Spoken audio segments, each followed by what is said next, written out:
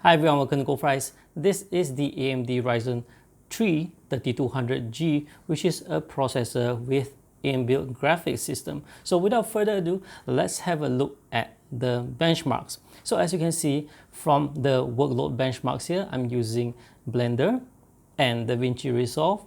You can see that it performs just fine for a quad-core processor. Of course, if you are doing this type of work and you want things to get done faster, definitely you need to look at the higher end models.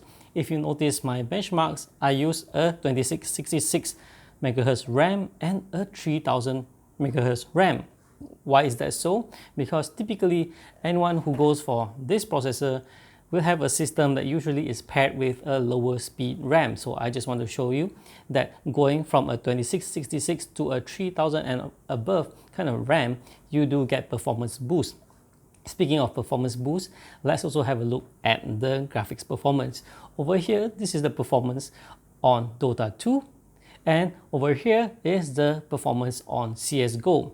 So as you can see, even on CSGO, the 1% low is very bad. Well, that's when they have smoke screen, and of course I'm running at high graphics details. So for anyone using this processor for low demand graphics like games like Dota 2 and CSGO, I do recommend running it at medium or low details, or lower your resolutions, or do both.